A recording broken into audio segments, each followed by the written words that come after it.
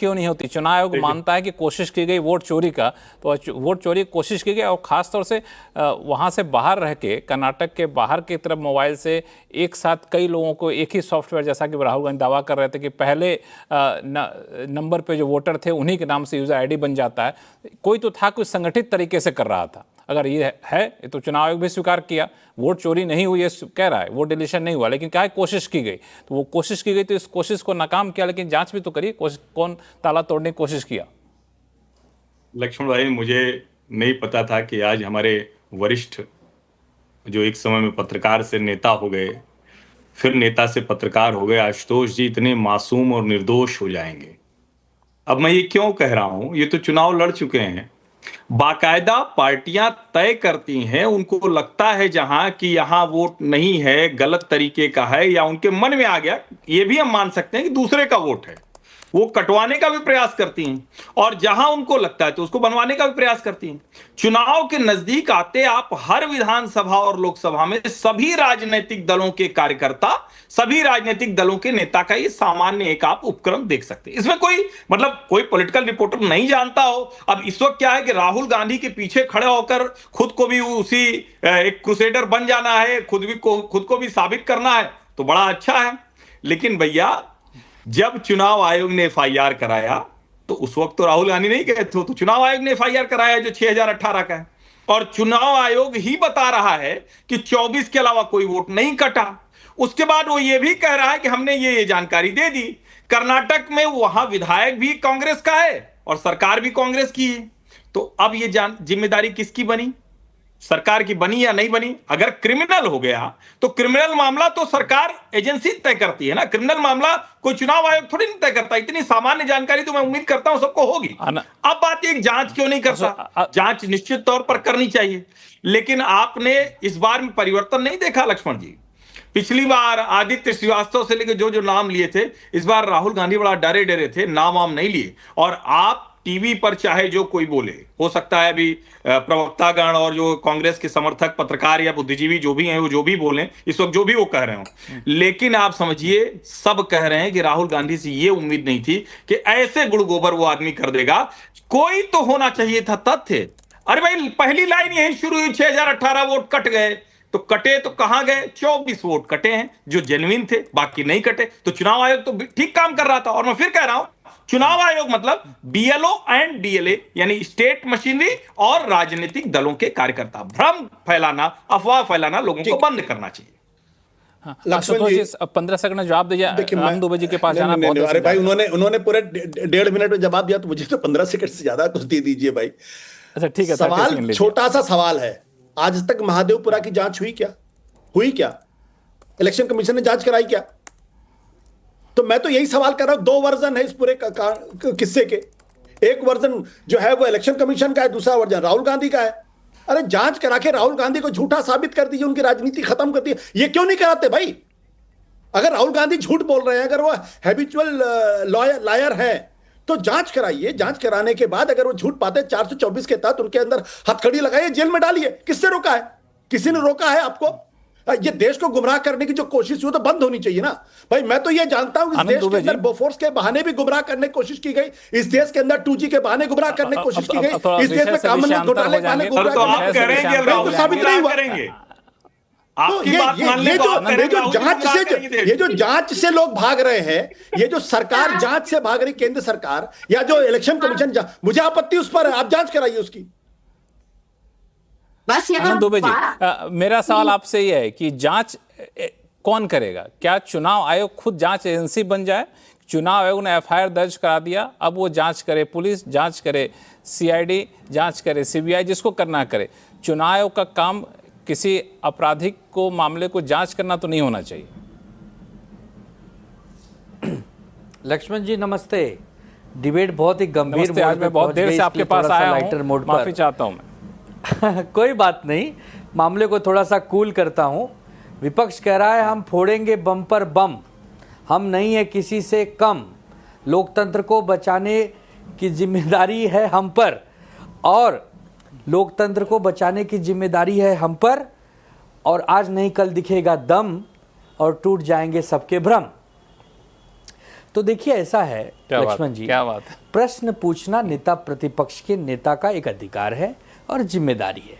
ये अलग बात है कि प्रश्न कभी कभी सही होता है और कभी कभी गलत होता है, लेकिन अगर कोई प्रश्न ही ना पूछे, चुनाव आयोग के खिलाफ अगर कुछ प्रश्न है किसी के मन में, आपके भी मन में हो सकता है, इस पैनल में बैठे हो सकता है, देश की जनता के मन में हो सकता है, प्रश्न हमने उठाया, आप उसका जवाब दीजिए, जवाब तथ्यों के आधार पर दीजिए, विषय वहां समाप्त हो जाएगा।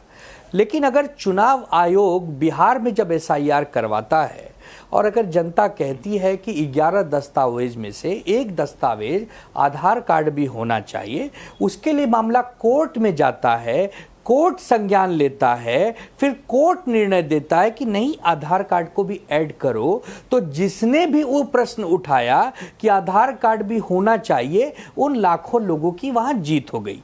ये हो गई पहली बात।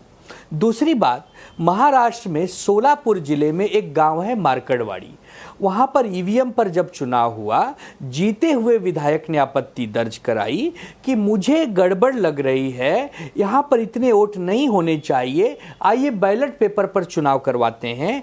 पूरा सिस्टम आया बैलेट पेपर पर चुनाव करवाने, तनाव बहुत हो गया, पुलिस का बल लगाना पड़ा, वो चुनाव नहीं हुआ, लेकिन फिर भी उस विधायक ने प्रश्न उठाना बंद नहीं किया।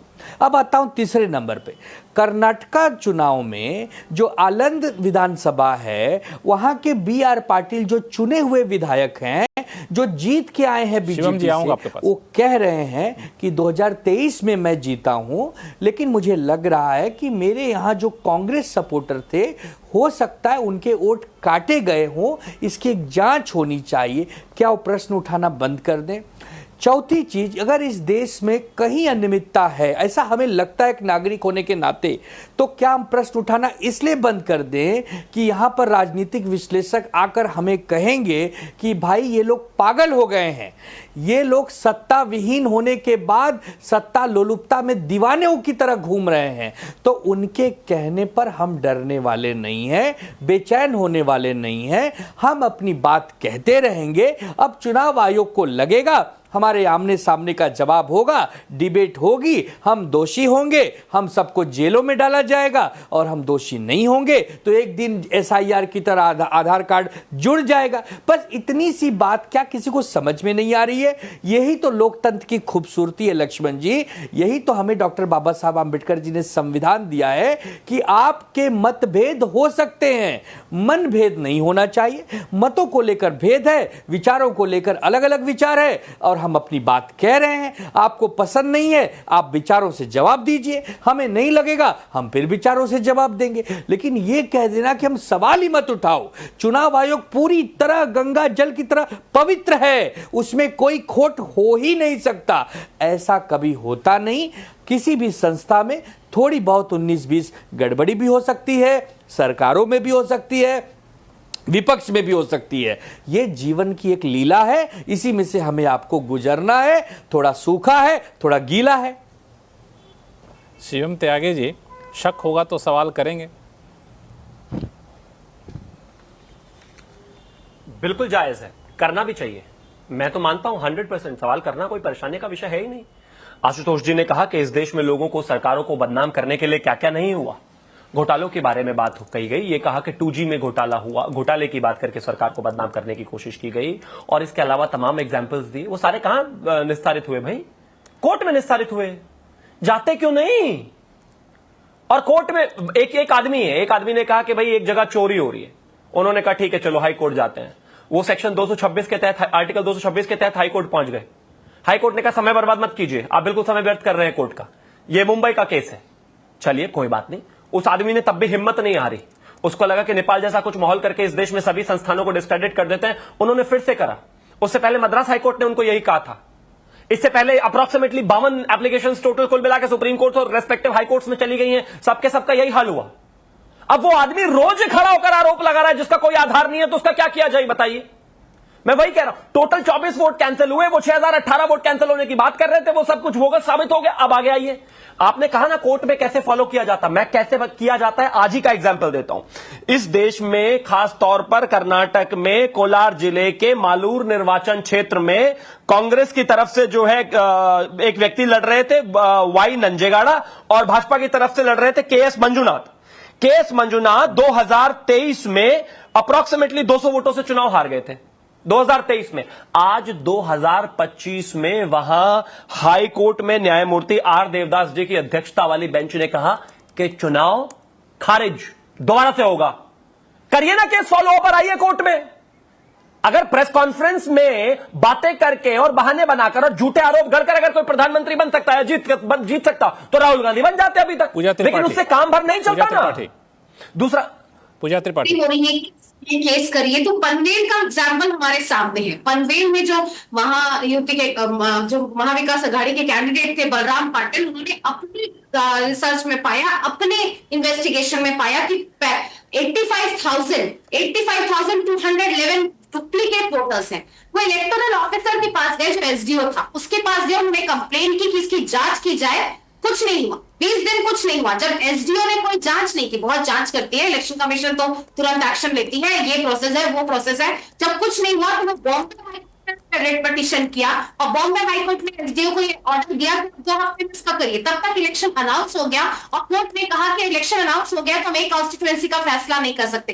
बलराम पाटिल 51,000 वोट से 51,101 वोट से हारे हैं। और उन्होंने ये बात प्रूफ के साथ इलेक्शन कमीशन को ये कहा था क्योंकि 85,000 वोट्स डुप्लीकेट है। तो जब आप कहते हैं ये है, तो हम जिस वे में हम क्या कह रहे हैं, आप पुराने 3 चीफ इलेक्शन कमिश्नर्स कह चुके हैं कि आप एफिडेविट कैसे मांग सकते हैं, आप प्रेस कॉन्फ्रेंस कह के बेसलेस कैसे कर सकते हैं। अगर कोई आप पर उंगली उठा रहा है, आपके प्रोसेस पे उंगली उठा रहा है, duplicate IDs, fake voter IDs, और हर्षवर्धन जी बोलते हैं ऐसी हवा में बातें करते हैं। पिछली बार मुझे पन्ने के पन्ने लेकर आए थे और वो किसी से डरते नहीं है। मैं अभी से बता दूं, आज लोगों को लेकर आए थे और मैं खुद बोला मुझे पता नहीं कैसे हो गया था। तो आज इस पूरी संस्था पे, इस पूरी प्रक्रिया पे और उनकी पूरी अकाउंटेबिलिटी और निष्पक्षता पर सवाल है और सवाल उनको जवाब देने पड़ेंगे। ये कहते हैं कि माता सीसीटीवी फुटेज करेंगे, आप एफिडेविट करिए, आप ये करिए, क्या इलेक्शन कमीशन सिर्फ शायरी करने के लिए, क्या इलेक्शन कमीशन सिर्फ फिल्मी डायलॉग मारने के लिए? इलेक्शन कमीशन के अगर प्रोसेस पे अगर एडिशन पे सवाल उठता है तो उसे आंसर देना पड़ेगा, डिलीशन पे सवाल उठता है आंसर देना पड़ेगा। नेता प्रतिपक्ष का काम है सवाल पूछना और नेता प्रतिपक्ष सवाल पूछते रहेंगे। अभी आप हाइड्रोजन बॉम्ब की भी इंतजार करिए, वो भी आएगा, लेकिन इसका ये मतलब नहीं है ना कि कोई कितना भी हारना या जीतने से मतलब नहीं है। बात यहाँ लोकतांत्रिक मूल्यों की है और जिस तरीके से आप संस्थागत तरीके से कंप्लेन कर दीजिए, कंप्लेन 1800 कंप्लेन बैठा हुआ ना इलेक्शन कमीशन, क्या किया उस कंप्लेन को? आज तक कोई सुनवाई नहीं है। पनवेल का भी मैंने एग्जांपल दिया, ऐसे पता नहीं कितने एग्जांपल है, क्योंकि मशीन रीडेबल फॉर्मेट हमें मिल नहीं रहे हैं। हमने सीसीटीवी फुटेज मांगे, हरियाणा में हमारे कोर्ट में गए तो आपने एक आदेश ला दिया कि पोस्ट 5 PM सीसीटीवी फुटेज इतने दिन बाद डिलीट हो जाएंगे। जब आप ही के मन में मक्कारी है, जब आप ही के मन में बेईमानी है, तो आप उसके बाद आप कितनी भी प्रेस कॉन्फ्रेंस करिए और कितनी भी बेबुनियाद और बेतुके बयान दीजिए कि ऐसा नहीं हो वैसा नहीं हो, माँ बहनों का सीसीटीवी फुटेज है, एफिडेविट, ये इस पर कोई होल्ड नहीं रखता।